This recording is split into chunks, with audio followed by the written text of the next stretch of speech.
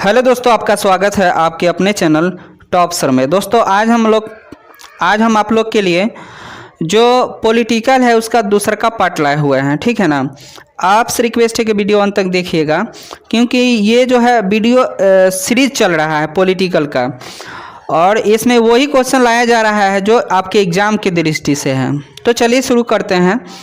जो पहला क्वेश्चन है, संघ राज्य का अर्थ बताइए, ठीक है। तो देखिए इसका उत्तर होगा, जब किसी देश में शासन चलाने के लिए दूसरे स्तर पर सरकार का गठन किया जाता है तब वह संघ राज्य कहलाता है। इतना आप याद कर लीजिए। और इसमें थोड़ा सा और जोड़ देते हैं, संघ राज्य में सर्वोच्च स्तर पर केंद्र की सरकार होती है, प्रांतों की अपनी सरकारी होती है, और एक लिखित संविधान के द्वारा दोनों स्तर की जो है सरकारों के बीच शक्तियों की बंटवारा किया जाता है, ठीक है।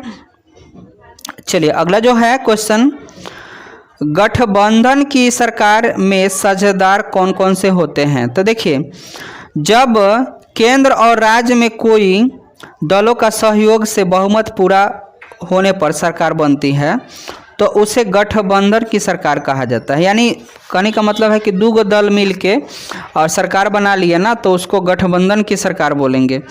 इस प्रकार के सरकार में जितने भी दल मिलकर बहुमत पूरा करते हैं, सभी दलों का योग सरकार में साझेदार होते हैं। अब देखिए कहने का मतलब जितने भी गठबंधन के सरकार में दल जुड़े हैं वो सबको सरकार में साझेदारी होता है, ठीक है। चलिए अगला जो क्वेश्चन है, जिला स्तर के 3 कार्य को लिखें। तो इसका आंसर देखिए यहाँ से, जिला स्तर के 3 कार्य हैं निम्नलिखित। पहला है पंचायत समिति या ग्राम पंचायत के अनुदान प्रदान करना। दूसरा का है संकट में फंसे लोगों को राहत देने हेतु आवश्यक उपाय करना। और तीसरा का है गांव के हाथों और बाजारों के अधिग्रहण एवं उनका अनुरक्षण करना, ठीक है। चलिए अगला जो क्वेश्चन है, भारत को गणतंत्र क्यों कहा जाता है। इसका उत्तर है, भारत को गणतंत्र इसलिए कहा जाता है क्योंकि यहाँ जनता के लिए और जनता के द्वारा शासन होता है। भारतीय संविधान की प्रस्तावना में भारत को गणतंत्र घोषित किया गया है, ठीक है। चलिए अगला जो क्वेश्चन है, वार्ड पार्षद के क्या कार्य हैं। तो देखिए वार्ड जो है पार्षद के निम्नलिखित कार्य है। पहला जो है, वार्ड को सड़क को गलियों नालियों निर्माण एवं नियमित सफाई करवाना होगा। सड़कों गलियों एवं सार्वजनिक स्थानों पर बिजली की व्यवस्था करवाना होगा। वार्ड जो है निगरानी करना। निर्मल जो है पेयजल की व्यवस्था करना।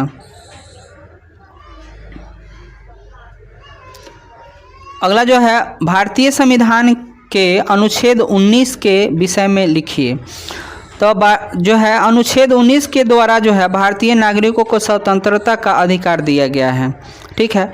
इसके अंतर्गत बोलने का स्वतंत्रता, शांतिपूर्वक सभा करने की स्वतंत्रता, संघ बनाने की स्वतंत्रता, देश के किसी भी क्षेत्र में आने जाने की जो है स्वतंत्रता, देश के किसी भी क्षेत्र में निवास करने की स्वतंत्रता तथा व्यापार करने एवं जीविका चुनने की जो है स्वतंत्रता है।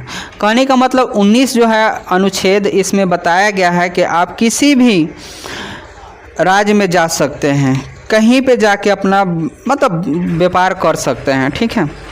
चलिए अगला जो क्वेश्चन है,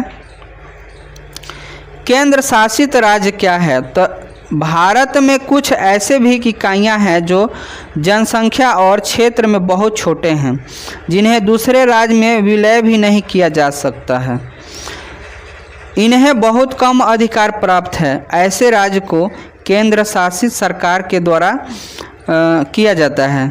ऐसे राज्य को ही केंद्र शासित प्रदेश कहा जाता है। कहने का मतलब कुछ ऐसे राज्य हैं बहुत छोटे हैं, लेकिन इसको किसी के साथ मिलाया नहीं जा सकता है, और उसका अधिकार जो है सरकार, केंद्र सरकार करता है, उस पर पूरा शासन केंद्र सरकार करता है। तो ऐसे को हम केंद्र शासित प्रदेश कहते हैं, ठीक है। चलिए अगला जो क्वेश्चन है, नगर निगम के कार्य का वर्णन करें। ठीक है ना। तो देखिए, नगर की जो है सफाई करना है, उसका पानी पीने की व्यवस्था करना है, सड़क बनाना तथा उसकी मरम्मत करना है। नगर निगम का काम ये है। चलिए अगला जो क्वेश्चन है, भारत की संसद में महिलाओं के प्रतिनिधित्व की स्थिति का क्या है। तो भारत की संसद में महिलाओं के प्रतिनिधित्व की स्थिति संतोषजनक नहीं है, क्योंकि 15वीं लोकसभा के चुनाव में पूर्व महिलाओं की भागीदारी जो था 10% से कम थी। 15वीं लोकसभा चुनाव में इसकी संख्या जो है 545 से मात्र 59 थी।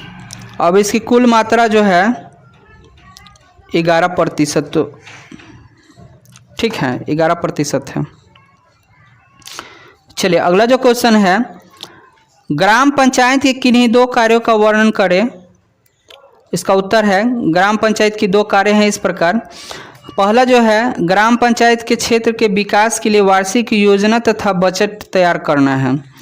प्राकृतिक विपदा में सहायता करने का कार्य करना है। ठीक। अगला है क्वेश्चन जो है, संघीय शासन की 2 विशेषताएं बताइए।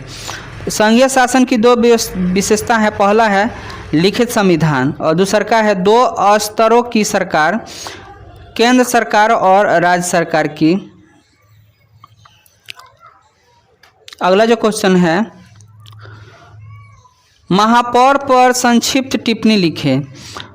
तो नगर परिषद जो है अपने सदस्य के बीच में महापौर की चुनाव करता है। उनका कार्यकाल 5 वर्षों का होता है। महापौर नगर निगम परिषद का सभापति होता है तथा निगम की बैठक अध्यक्षता करता है। महापौर नगर निगम प्रथम नागरिक माना जाता है। इस नाते वह नगर में आए अतिथियों का स्वागत नगर की ओर से करता है। ठीक है। अगला जो क्वेश्चन है, पंचायती राज क्या है। तो पंचायती राज के अंतर्गत ग्राम स्तर में पंचायत, ग्राम पंचायत, प्रखंड स्तर में पंचायती समिति एवं जिला स्तर में जिला परिषद का गठन किया जाता है। ठीक है। चलिए अगला जो क्वेश्चन है, समवर्ती सूची क्या है। तो केंद्र और राज्य दोनों के लिए महत्व रखने वाले विषय को समवर्ती सूची में रखा गया है। इन विषयों पर केंद्र और राज्य सरकार दोनों ही कानून बना सकती है, लेकिन जब एक ही विषय पर केंद्र और राज्य दोनों सरकार जो है कानून बनाते हैं या दोनों के द्वारा बनाए गए कानून टकराते हैं, तब जो है केंद्र सरकार द्वारा बनाया गया कानून ही मान्य होता है, राज्य सरकार का मान्य नहीं होता है। चलिए अगला जो क्वेश्चन है, भाषा नीति क्या है। तो राष्ट्रीय एकता को स्थापित करने के लिए भारतीय संविधान के द्वारा भाषाई नीति तैयार की गई है।